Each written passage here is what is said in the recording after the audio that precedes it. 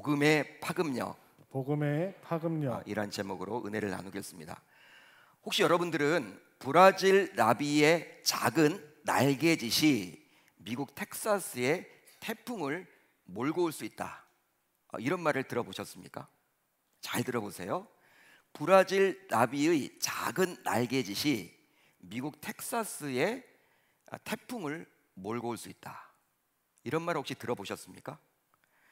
이것은 나비 효과를 설명할 때 주로 사용하는 말입니다. 나비 효과다.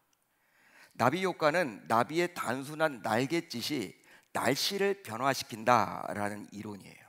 놀랍지 않습니까? 나비, 미물 아니에요? 이 나비의 작은 나비의 날갯짓 하나가 태풍을 불러일으킬 수 있다는 거예요.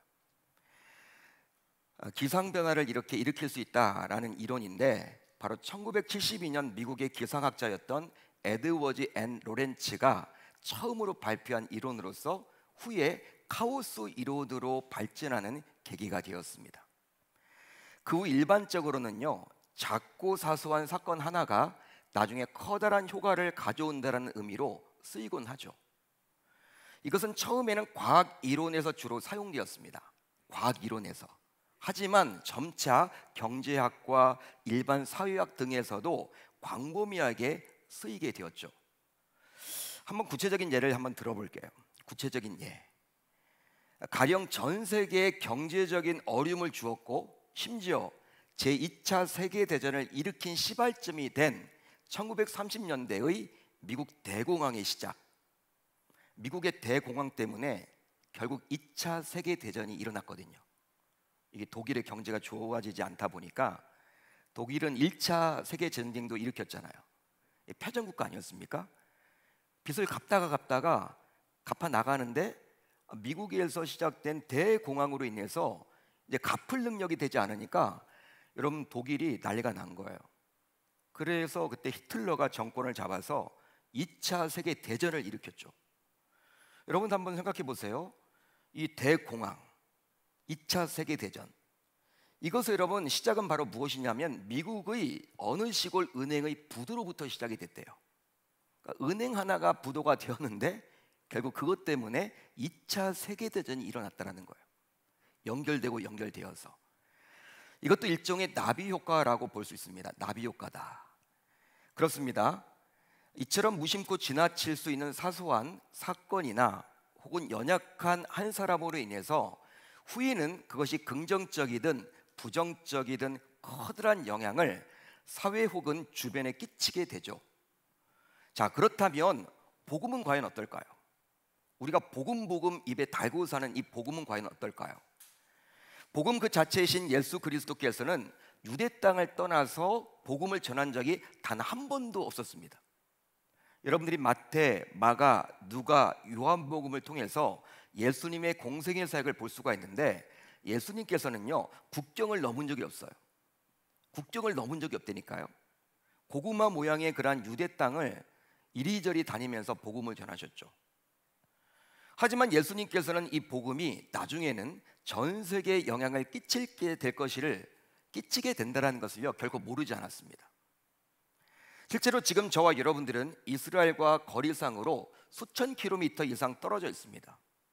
여러분, 이스라엘과 우리나라는요, 수천 킬로미터 이상 떨어져 있죠. 비행기로도 여러분 몇 시간 가야 됩니까? 많은 시간을 가야만 해요.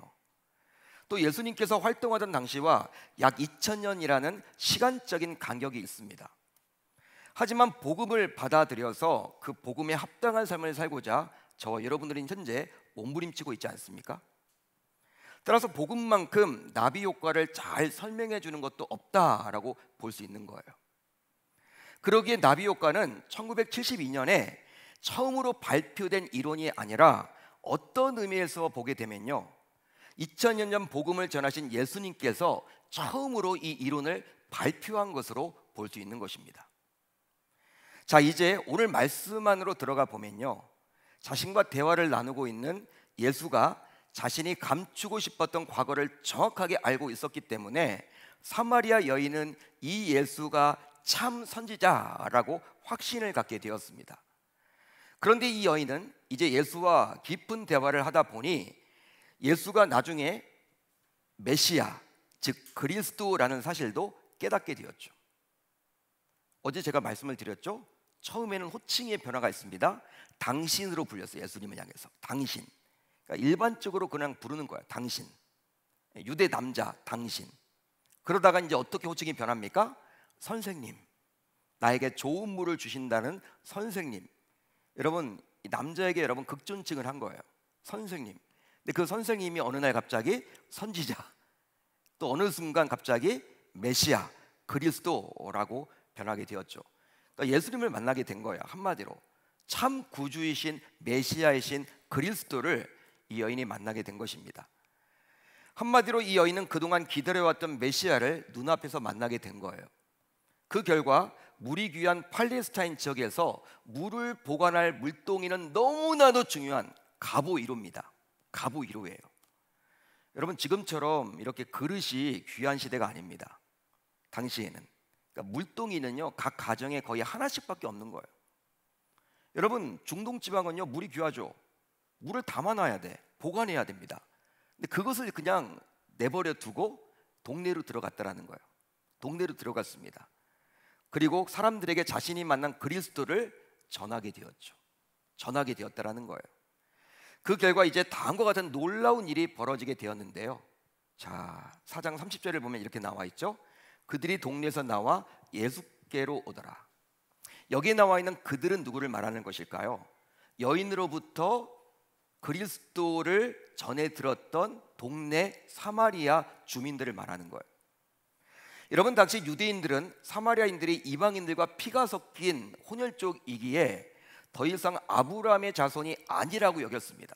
너희들은 아브라함의 자손이 아니야. 그 말은 뭐예요? 너희들은 이제 하나님의 선민이 아니고 구원받을 수 없어. 이런 뜻입니다. 그러기에 사마리아인들도 당연히 유대인들이 그렇게 자신들을 구원받지 못할 자라고 이야기를 하다 보니 사마리아 사람들 입장에서도요 유대인들을 보는 시선이 결코 좋을 수가 없었어요. 따라서 당시 유대인들과 사마리아인들은 총과 칼만 들지 않았을 뿐이지 서로 원수라고 볼 수 있는 것입니다. 마치 요즘 러시아와 우크라이나처럼 전쟁을 하고 있죠. 그들과 같이 상극입니다. 섞일 수가 없어요. 그러게 누가복음 10장에서 예수님께서 유대 율법 교사에게 선한 사마리아인의 비유를 말씀하셨을 때 당시 유대 율법 교사의 입장에서는요 커다란 충격을 받을 수밖에 없었다라는 거예요. 그 이야기를 전해 들었을 때. 왜냐하면 거반 죽어가는 강도 만난 자를 살렸다라는 이유로 예수님께서 사마리아 사람을 칭찬하셨기 때문입니다. 있을 수 없는 일이에요. 그러면서 더욱이 유대인들의 존경의 대상이었던 제사장과 레위인을 예수님이 책망하셨죠. 그 비유를 통해서. 여러분, 그 비유를 전해 들었던 율법 교사는요 까무러쳤을 거예요. 야, 어떻게 이런 말을 하냐? 이거 뭐야? 들어보지도 못한 말이다. 어떻게 유대 남자 예수라는 자가 어떻게 이런 말을 할 수 있단 말이냐? 사마리아 사람을 칭찬하고 유대인들이 존경의 대상으로 맞이하지 않았던, 존경의 대상으로 다 인정했던 이 레위인과 제사장을 그렇게 책망할 수 있단 말이냐? 그런데 사마리아 여인이 전한 복음을 듣고 그 동네 사람들이 유대인이었던 예수께로 나왔기에 이것은 정말 기적이라고 말할 수 있는 거예요. 보통 일이 아닙니다, 여러분. 더욱이 정말 잠시 전까지만 하더라도 이 여인을 향해서 수군수군 거리며 비난을 냈던 동네 주민들이 이 여인의 말을 듣고 예수께 나왔다라는 것은요 상식으로 설명하기 힘들죠. 물을 떠러 가기 전까지만 하도 여러분 지나갔을 때 사람들이 수군수군 거리면서 막 욕을 해댔던 사람이 불과 몇 시간도 지나지 않아서 이 여인의 말을 듣고 예수를 찾아간다? 그러면 쉽지 않은 일이에요. 하지만 이 여인이 그리스도를 전했을 때 동네 사람들이 예수를 찾아오게 된 것은요 우연히 일어난 일이 아닙니다. 우연히 일어난 일이 아니라 오로지 하나님께서 은혜 주셨기에 일어났다고 봐야만 하는 거예요. 믿으시면 아멘. 믿으시면 아멘. 우연히 벌어진 일이 아니라는 거예요. 하나님께서 은혜 주셨기 때문에, 하나님께서 사마리아 사람들 그 주민들의 마음을 움직여 주셨기 때문에 이게 가능한 것이죠. 더욱이 이 여인은 그리스도를 만났지만 아직 체계적인 양육과 훈련을 받아본 적이 없습니다. 교회를 다녀본 적이 없어요. 예수님으로부터 제자 훈련을 받아본 적이 없습니다. 대화하다가 메시아구나 딱 알아챈 것뿐이에요. 우리처럼 성경을 가지고 있지도 않습니다. 따라서 성경에 대해서 또 기독교 교리에 대해서 잘 안다고 감히 말할 수 없어요. 그래서일까요? 실제로 이 여인은 동네 사람들에게 그리스도를 만났다고 전하면서 그리스도가 누구인지 성경적으로 신학적으로 이해시키려 하지 않았습니다. 이해시키려 하지 않았다라는 거예요. 오로지 이 여인은 동네 사람들에게 어떻게 이야기를 했습니까? 와서 보라. 한번 따라하겠습니다. 와서 보라. 와서 보라. Come and see라고 말을 했다라는 거예요. Come and see. 와서 봐. 내가 행한 모든 일을 내게 말한 사람을 와서 보라. 이는 그리스도가 아니냐 하니 그들이 동네에서 나와 예수께로 오더라. 그러기에 우리는 설령 체계적인 전도 훈련을 받지 못했다 하더라도 결코 전도하는 데 있어서 두려워해서는 아니 될 줄로 믿습니다. 물론 체계적인 전도 훈련을 받아서 전도하면요 가장 이상적이죠. 전도 폭발 훈련을 받았거나 아니면 사형리 교재를 달달 읽거나 아니면 성경에 대해서 암송 구절을 몇 가지 가지고 있으면요 훨씬 여러분 낫겠죠. 전도하는 데 있어서 도움을 받는단 말이에요. 하지만 설령 받지 못했다 하더라도 전도 훈련은커녕 내가 성경을 잘 모른다 하더라도 우선 내가 만난 예수님을 그대로 전하시면 돼요. 여러분들이 예수 만났을 때 받았던 그 은혜가 있죠. 마음의 평안이랄지 여러 가지 위기 속에서 내가 극복한 그 간증 그걸 그대로 전하시면 됩니다. 거기다가 교회로 와서 예수님을 보라라고 전하기만 하면 그 다음에는 성령 하나님께서 사마리아 사람들의 마음을 움직여 주셨듯이 우리가 전도한 사람의 마음도 움직여 주시리라 저는 확신합니다. 따라서 먼저 예수를 믿게 된 우리는 아직도 예수를 모르는 사람들에게 와서 보라 이 말을 할 수 있어야 되는 거예요. 와봐라. 진짜 계시다. 교회에 한번 와봐. 와서 예수님에 대해서 봐봐. 교회는 예수님 계셔. 여러분 이렇게 말만 한다면요 그 다음부터는 하나님께서 이제 마음을 다 움직여 주시는 거예요. 근데 우리는 그것을 잘 하지 않으려고 그래. 자꾸 두려워하죠. 내가 전도 나보다 똑똑한 사람들이 많은데 나는 배운 것도 없는데 난 가방끈도 짧은데 괜히 얘기했다가 관계까지 어려워지는 것 아니야? 막 버벅거리는 거 아니야? 나는 말발도 없고 언변의 능력도 가지고 있지 못하고 설득하지도 못하는. 여러분 전도는 설득이 아니에요. 전도가 여러분 설득입니까? 설득 아닙니다. 하나님께서 해주시는 거예요. 하나님께서. 그러니까 우리는 와서 보라. Come and see. 교회에 와. 그리고 예수님을 봐. 그 말을 할 수 있어야 되는 거예요. 그리고 여러분들의 간증이 있잖아요. 그걸 해주시기만 하면 되는 것입니다. 이 여인이 바로 그리했다라는 거예요. 여러분 여인이 뭘 배웠겠습니까? 예수님에게? 제자 훈련 안 배웠어요. 예수님이 제자들처럼 따라다닌 경험이 없어요. 예수님을 양육훈련 받지 못했습니다. 만난 그 경험, 예수님을 만난 그 체험, 그걸 단순히 전하고 와서 보라 그 말을 했을 때 하나님께서 움직여 주셨다라는 거예요. 이제 장면이 바뀌어집니다. 여러분 이제 장면이 바뀌어져요. 동네 사람들이 예수께로 나오는 사이에 제자들에 대해서도 사도 요한은 이제 이야기를 해주기 시작해요. 자, 오늘 말씀 여러분 31절은 그러기 때문에 이렇게 시작을 하고 있죠. 그 사이에라는 것은요 장면의 전환이에요. 사도 요한의 렌즈가 여러분 이 사마리아 여인이 이 사마리아 사람들을 전도하는 이 장면에 있다가 그 사이에 딱 이제 옮겨져서 제자들에게로 렌즈가 옮겨지는 거예요. 그 내용이 바로 오늘 본문 31절 이하에 나오죠. 제자들은 예수님께서 사마리아 여인과 말을 섞는 것을 이해할 수가 없었기에 왜 그리했는지 예수님께 질문을 반드시 던져야만 했습니다. 하지만 질문을 하지 않고 이제 동네에서 구해온 음식을 예수님께 드리려고 했죠. 그런데 예수님은 제자들의 질문하지 않았던 속마음을 모르지 않았기 때문에 그것을 고쳐주려고 했어요.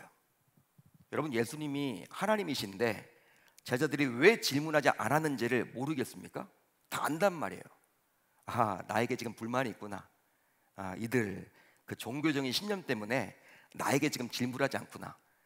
내가 사마리아의 사람도 품어야 된다 이 말 할까 봐, 용서해 줘야 된다, 사랑해야 된다, 그들도 구원받을 수 있다 이런 말을 할까 봐, 이런 말 듣기 싫어서 지금 말을 하지 않는 거구나, 질문하지 않는 거구나. 여러분, 예수님이 모를까요? 다 안단 말이에요. 그렇기 때문에 이 제자들을 고쳐주려고 하는 거예요. 그랬기에 질문하지 않았던 제자들에게 다음과 같이 이중적인 의미를 담아서 말씀해 주는데요. 자, 오늘 보면 32절을 볼까요? 제자들이 지금 먹을 양식을 예수님께 전해드리려고 했을 때 예수님께서는 이 말씀을 하셨다라는 거예요. 내게는 너희가 알지 못하는 먹을 양식이 있느니라. 동문서답 같죠? 동문서답 같지 않습니까? 제자들은 지금 먹을 것을 구해가지고 예수님께 딱 드리려고 하는데 나는 이미 먹을 양식이 있다는 거예요. 당연히 이런 예수님의 말씀을 듣고 제자들은요, 서로를 바라봅니다. 그리고 야, 우리가 동네에 들어간 사이에 누가 예수님께 음식 가져다 주었나 보다. 에? 우리가 없는 사이에 누가 예수님께 음식을 가져다 줬나 봐. 서로 여러분 그렇게 질문을 하는 거예요. 묻는 거예요. 즉 제자들은 자신들이 동네에 들어가서 음식을 구하는 사이에 어느 누군가가 예수님께 음식을 가져다 주었다라고 여겼던 것이죠. 그렇게 생각할 수밖에 없겠죠. 그러자 예수님은 제자들이 이해하지 못할 이야기를 계속하십니다. 자, 오늘 본문 34절을 볼까요? 우리 한번 같이 읽어봅니다. 시작. 예수께서 이르시되 나의 양식은 나를 보내신 이의 뜻을 행하며 그의 일을 온전히 이루는 이것이니라. 예수님께서는요, 나의 양식은 나를 보내신 이의 뜻을 행하며, 나를 보내신 이는 하나님이죠. 하나님의 뜻을 행하며 그의 일을 온전히 이루는 이것이다. 그러니까 먹는 게 아니에요. 예수님이 지금 양식 이야기를 하는 것은 먹는 양식을 말하는 게 아니에요. 예수님께서 말씀하신 양식은 육의 양식이 아니라 영의 양식입니다. 영의 양식.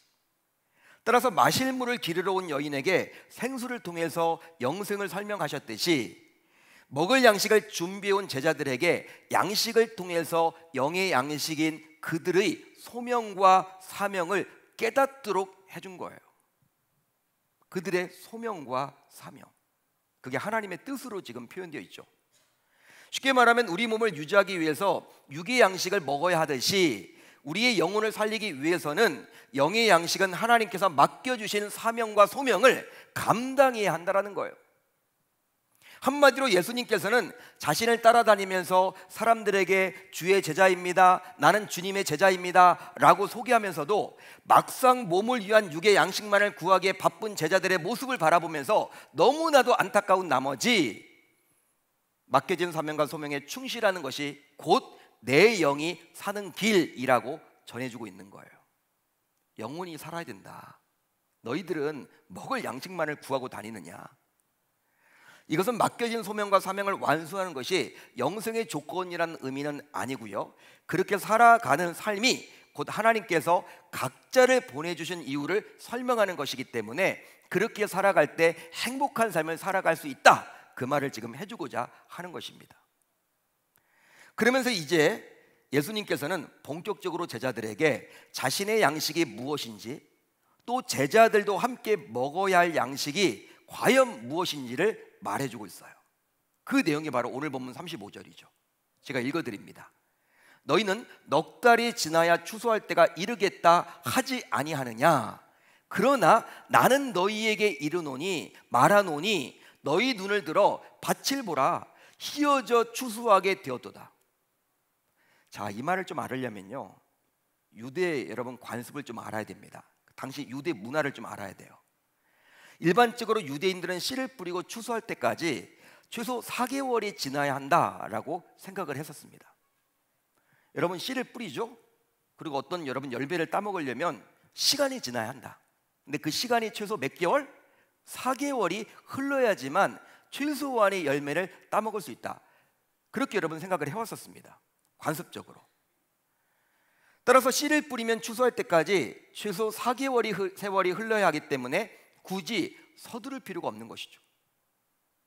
여러분, 씨를 뿌리고 나서 바로 여러분 따먹을 수 없다는 거예요. 4개월의 세월이 최소한 흘러야 되기 때문에 굳이 서두를 필요가 없는 거예요. 추수를 여러분 일찍 할 수가 없는 거예요. 그런데 예수님께서는 영적 추수가 이미 시작되었다라고 제자들에게 말씀을 하고 있죠. 영적 추수가 시작되었다. 실제로 이 구절에서 볼 수 있는 눈을 들어 밭을 보라, 희어져 추수하게 되었도다. 휘어져 추수하게 되었도다. 이 말은 과연 어떤 뜻일까요? 바로 사마리아 여인의 전도를 받고 예수님께로 몰려오는 동네에 사는 사마리아인을 가리킵니다. 복음을 듣고 그리스도에 대해서 관심을 가지고 예수님을 찾아오는 그 동네 사마리아 주민들을 말하는 거예요. 그들을 이제 추수하자는 거예요. 당시 제자들을 포함하여 유대인들은 메시아가 오셔야지만 영적인 추수가 시작되어 하나님의 나라가 임한다고 보았습니다. 당시의 사람들은, 제자들도 유대인이었죠. 메시아가 와야지만 어떻게 해요? 이제 영적 추수를 할 수가 있다. 그리고 하나님 나라가 임하는 것이다. 그렇게 여기 왔습니다. 그런데 예수님께서 이미 영적 추수가 시작되었다고 제자들에게 말을 해주고 있죠. 따라서 자신이 메시아임을 예수님 스스로 제자들에게 말을 해주고 있는 거예요. 솔직히 사마리아 여인은 예수님을 메시아로 알게 되었죠. 그리고 믿게 되었습니다. 하지만 예수님을 따라다녔던 제자들은요, 아직도 구약에서 예언되었던 메시아로 예수님을 인정하지 않았었거든요. 인정하고 있지 못하거든요. 그러니까 예수님의 입장에서는 너무나 지금 답답한 거예요. 자신의 제자들은 나를 알아보지 못하는데. 그래서 지금 이미 영적 추수기가 시작되었다. 그러니까 너희들이 지금 항상 유대인들이었던 너희들이 이 메시아가 와야지만 영적 추수가 시작된다고 했는데 이미 영적 추수기가 시작됐다. 이 말은 뭐예요? 내가 메시아다. 네 앞에 있는 게 바로 나야. 그리스도야. 다른 데 가서 찾지 마. 그 말을 지금 우리 주님께서 제자들에게 해주고 있는 것이죠. 자, 이제 36절을 보면 거두는 자, 즉 추수하는 자인 예수님께서는 이미 삭슬 받았고 이제 영생의 곡식을 거두어 드린다라고 나옵니다. 여인의 전도를 받고 자신에게 오고 있는 사마리아 사람들이 구원에 이르는 것을 예수님께서는 어떻게 표현을 해주고 있냐면 바로 다음과 같이 표현해주고 있는데요, 영생에 이르는 열매, 영생에 이르는 열매라고 하셨어요. 그러니까 사마리아 사람들이 이제 영생을 받게 되었다는 것이죠. 복음을 듣게 되어서. 그리고 예수님 자신이 가져온 이런 영적 추수는 일반적인 농사의 추수와는 달리 뿌리는 자와 거두는 자가 분명히 다를 수도 있겠지만 함께 추수의 기쁨을 누리게 된다라고 보았어요. 이는 뿌리는 자와 거두는 자가 함께 즐거워하게 하려 함이라. 그런즉 한 사람이 심고 다른 사람이 거둔다는 말이 옳도다. 여러분, 일반적인 농사는요, 뿌리면 여러분 걷죠. 뿌리는 사람이 거두기도 하죠. 여러분, 뿌리는 사람이 여러분 추수도 하잖아요. 한 사람이란 말이에요, 대부분 농사는. 그런데 영적 추수는요, 그게 아닐 수도 있다는 거예요. 뿌리는 사람이 있고 또 거두는 사람이 있다는 거예요. 여러분, 교회에서 이렇게 행복나눔 축제를 매년 하는 교회들을 보게 되면요, 제가 이전 교회에서 경험을 해봤는데 나중에 여러분 교회 등록까지 하셨거든요. 그러니까 저는 제가 잘해서 여러분 그분이 등록한 줄 알았어요. 제가 그분을 잘 섬겨드렸거든요. 교회에서 하는 그 프로그램에 따라서 VIP 작정도 했고 또 기도도 했고 섬기도 하고 초청까지도 하고 집에까지 가서 모셔오기도 하고 교회에서 6주 동안 같이 예배도 같이 드려주고 제가 하지 못할 때는 집사님들 막 붙여가지고 나중에 여러분 교회에 이제 등록까지 했어. 세례까지 받았어. 처음에는 제가 잘해가지고 그렇게 된 줄 알았는데 그게 아니더라는 거예요. 그분이 여러분 행복나눔 축제, 제가 그 교회 부임하기 전에 10년 전부터 그 행복나눔 축제를 매년마다 가서 여러분 말씀을 들었던 거예요. 저는 열매를 따먹은 거야 그냥. 이미 여러분들 권사님 집사님들이 그렇게 여러분 다 해놓은 거야. 뿌리는 자가 있고 추수하는 자가 있다라는 거예요. 그러면서 드디어 예수님께서는 제자들에게 하고 싶은 이야기를 하셨는데요, 이 부분이 중요해요. 이제 제자들에게 하고 싶은 이야기를 예수님께서 친히 해주셨습니다. 자, 그 내용이 바로 38절인데 38절 중요한 부분이기 때문에 같이 한번 읽습니다. 시작. 내가 너희로 노력하지 아니한 것을 거두러 보내었노니 다른 사람들은 노력하였고 너희는 그들이 노력한 것에 참여하였느니라. 아멘. 예수님께서는 지금 자신 앞에서 음식을 들고 서 있는 제자들이 해야 할 사명이 바로 무엇이라고 이야기합니까? 심지 않았지만 거두어야 한다는 거예요. 너희들이 심지 않았지만 거두라는 거예요. 한마디로 많은 선지자들이 눈물로 뿌린 하나님 나라의 복음의 씨앗을 이제 너희들인 제자들인 너희들이 거두어야 한다, 그 말을 지금 해주고 있습니다. 실제로 그 역할을 하도록 하나님께서 그들을 제자로 불러주신 거예요. 그게 사명이에요, 그들에게는. 그런데 어제도 살펴봤지만 예수님께서 사마리아 여인과 대화를 할 때 이것을 이상하게 여겼지만 제자들은 자신들의 유대적인 신념, 즉 사마리아 사람은 구원받을 수 없다라는 것을 고수하고자, 붙들고자 예수님께서 이 여인과 왜 대화를 했는지를 묻지 않았죠. 묻지를 않았단 말이에요. 한마디로 제자들은요, 의문을 가지고 있었지만 예수님께 왜 이 여자랑 이렇게 대화를 하지? 왜 접촉을 하지?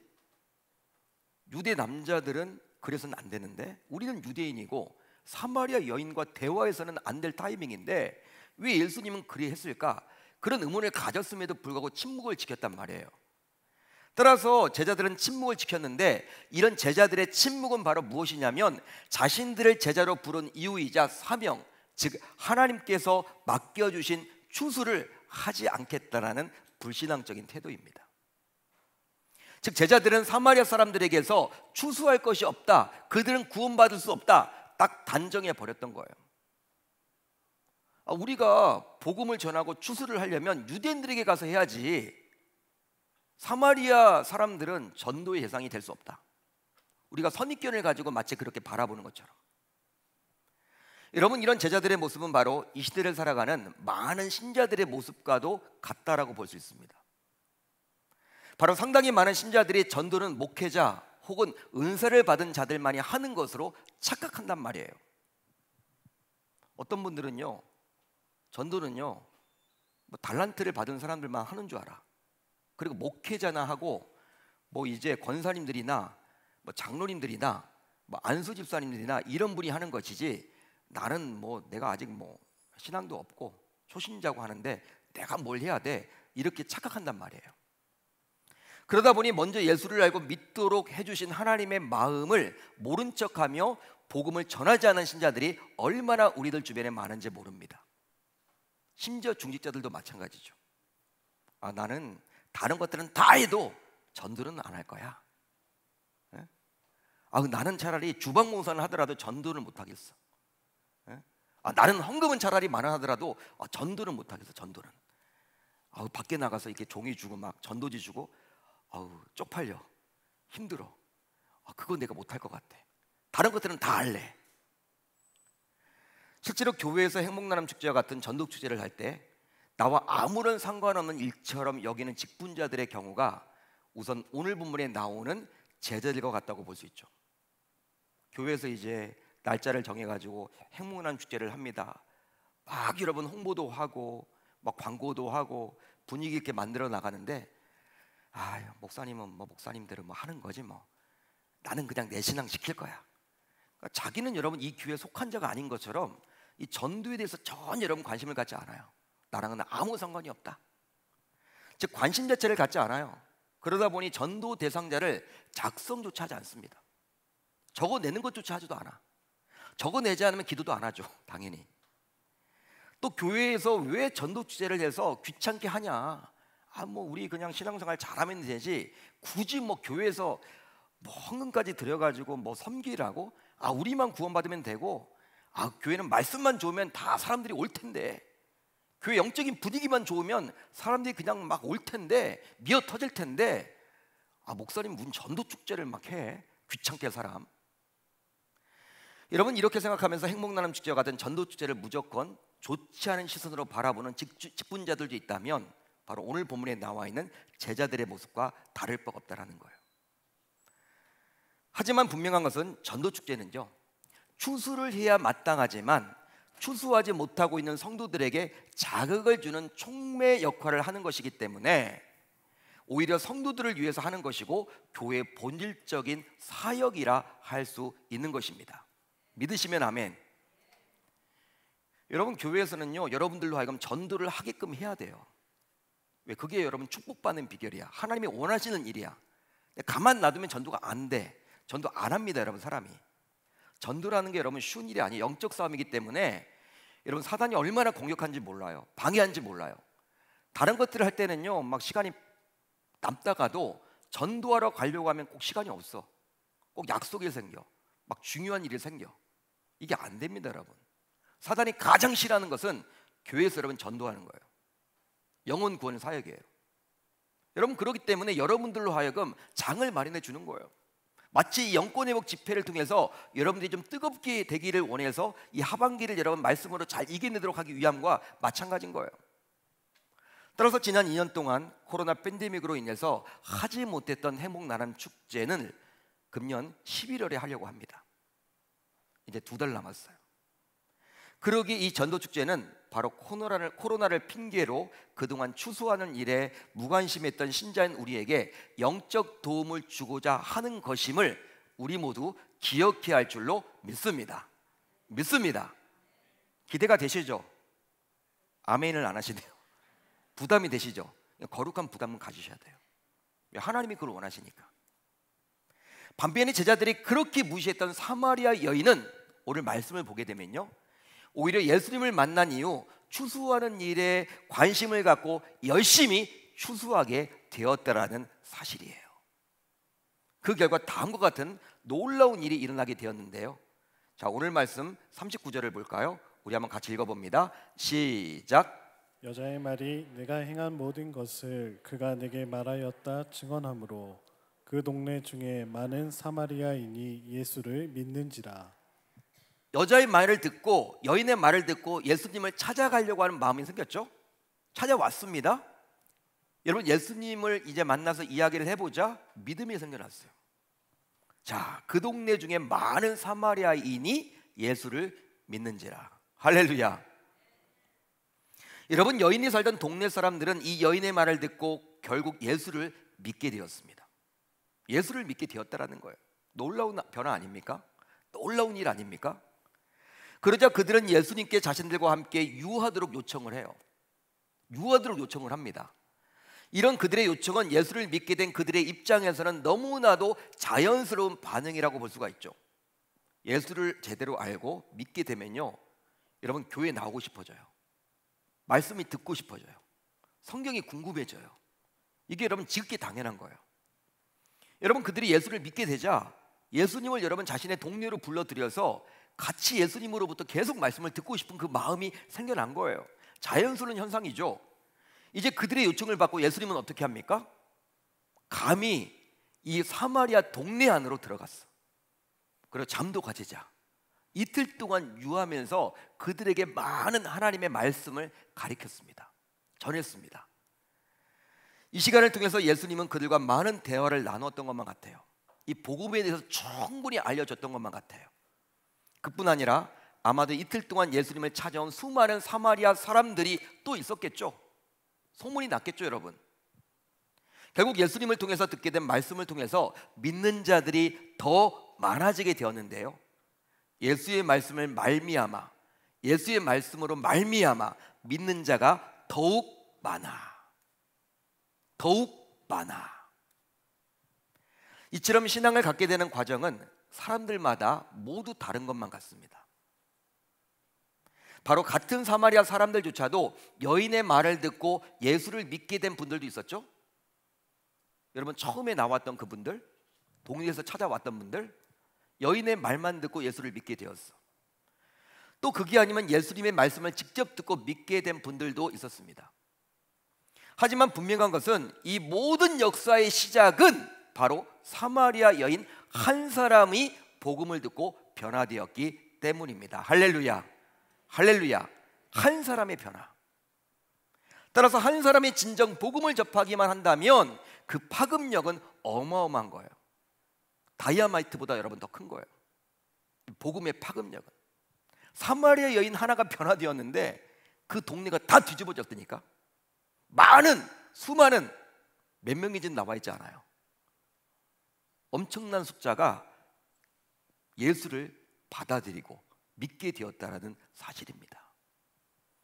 마치 강력한 태풍 하나가 주변 수백 킬로미터 반경까지도 비바람이 영향을 끼치듯이 말이죠. 지금 태풍이 올라오고 있죠. 지금 대만 근처에 있는데 뭐 부산을 비롯해서 경남, 전라도 다 비가 온대요. 제주도도 마찬가지고. 수백 킬로가 떨어져 있는데도 불구하고 그 태풍의 영향 하나 때문에. 근데 복음은 그 태풍보다 더 큰 거예요, 여러분. 한 사람의 변화. 진짜 이 여인 하나가 변하니까 그 사마리아 지역 자체가 다 뒤집어졌다니까요. 저는 소망합니다. 여러분들이 진짜 예수를 만남으로 말미암아 진짜 예수를 만났다면 여러분들을 통해서 여러분들의 생업과 가정과 또한 삶의 그런 모든 다양한 영역 속에서 심지어는 교회까지도 뒤집어진 역사가 나타나게 될 줄로 믿습니다. 그러기에 이번 영권회복 특별 기도회에 나오신 여러분들 모두 교회에서도 사랑방에서도 생업에서도 가정에서도 한 사람이 변화되기만 한다면 파급이 엄청남을 기억하며 한 사람에게 관심을 갖고 간절히 기도해야 될 줄 우리 주님의 이름으로 축원합니다. 여기 교사들이 계시다면요, 내가 가리키는 아이들이 빌리 그라이엄 목사님처럼 되는 거예요. D.L. 무디처럼 될 수도 있어요. 여러분 대단하지 않습니까? 내가 가리키는 아이가 빌리 그레임 목사님, D.L. 무디. 여러분 그러한 엄청난 여러분 주의 종이 되면요, 내가 가리켰던 그 어린 아이 하나 때문에 전 세계가 뒤집어지는 거예요. 내가 가리키는 아이 하나가 제대로 여러분 된 정치가가 되면요, 나라가 여러분 바뀌어지게 되겠죠. 제대로 된 정치가가 된다면. 내가 가리키는 아이 하나가 여러분 대법관이 되면요 어떻게 되겠습니까? 우리나라 여러분 사법 시스템이 바뀌겠죠. 한 사람에게 우리는 집중해야 돼. 한 사람에게. 여러분 이번 해먹나눔 축제 여러분 어떻게 해야 될까요? 여러분 예수님이 이 여인을 찾아가서, 예수님은 여러분 다 그냥 플랜이 있었던 거예요. 플랜, 계획이 다 있었습니다. 이 사마리아 사람들까지도 다 복음을 전해서 다 구원받도록 하기 위한 플랜을 가지고 있었어요. 그 플랜을 위해서 갑자기 마을로 들어가신 것이 아니라 우물가에 가서 이 여인을 기다렸던 거예요. 왜? 여인 하나가 변화됨으로 말미암아 복음의 파급력이 생겨서 나비 효과가 생겨서 이렇게 엄청난 일이 벌어지듯이 이 시대 속에서 저와 여러분들이 변화됨으로 말미암아 우리의 직장이 변화되고 우리의 생업이 변화되고 우리의 가정이 변화되고. 여러분 남편 탓하지 마세요. 내가 바뀌면요 달라지게 보여요. 자녀 탓하지 마세요. 아우 내 자녀는 왜 그럴까? 내가 바뀌는 거야. 내가 바뀌는 거야. 나부터 시작하는 거야. 아우 우리 교회는 왜 이상한 사람들만 많아? 내가 바뀌면 돼. 내가 바뀌면. 내가 바뀌면요 그 사람들도 다 좋게 보여. 내가 바뀌기만 한다면, 한 사람이 내가 바뀌기만 하면요 우리 교회도 바뀌어지고요 변화되고요 정말 좋은 방향으로 모든 것들이 진보하게 되리라 저는 믿어요. 우리 사랑하는 계명의 귀한 권속 여러분, 오늘 말씀을 꼭 기억하셔서 이 복음의 파급력만큼 강한 것이 없음을 기억하시고, 내가 전하는 이 복음이 어느 누군가의 그런 인생을 살리고 가정을 살리고 사회를 살리고 교회까지 살릴 수 있음을 기억하시면서 복음 전하는데 주저하지 않기를 우리 주님의 이름으로 축원합니다. 축원합니다.